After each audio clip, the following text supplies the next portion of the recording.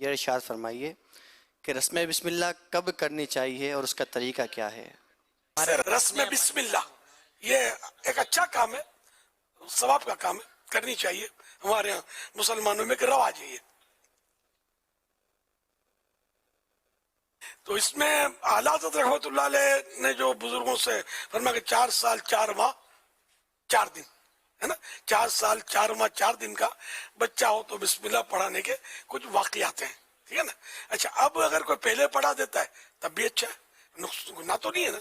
بعد میں پڑھاتا ہے تب بھی مایوسی نہیں ہے، بلکہ حدیث پاک میں ترغیب موجود ہے کہ جب بچہ بولنے کی ابتدا کرے تو سب سے پہلے اس کے منہ سے لا الہ الا اللہ نکلوایا جائے. تو اب اس میں کون سی عمر کی تو قید نہیں ہے. جب یہ بولنے پر قدرت ہو جائے اس کو کوشش کی جائے کہ لا الہ الا اللہ نکلوایا جائے. چلو اگر یہ نہیں نکل پاتا اللہ اللہ کہلوا لیا جائے، یعنی اللہ کا ذکر.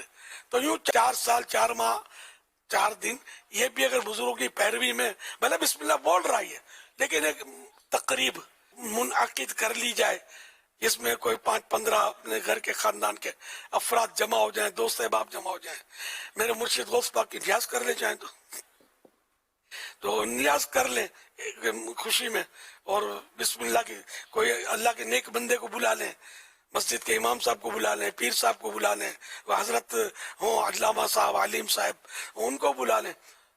تو وہ یا گھر کا کوئی بڑا بوڑھا جو ہے بزرگ جو ہے وہ پڑھا دیں تو بسم اللہ الرحمن الرحیم وہ بولے اور یہ پڑھے تو ایک برکت ہے، مطلب قار ثواب. اس میں 4 مسلمان جمع ہوں گے، تلاوت کر لیں گے، 2 نعتیں پڑھ لیں گے، غوث پاک کی نیاز کھا لیں گے، ثواب ہی ثواب، ثواب ہی ثواب، ثواب ہی ثواب. صلو علی الحبیب صلی اللہ علیہ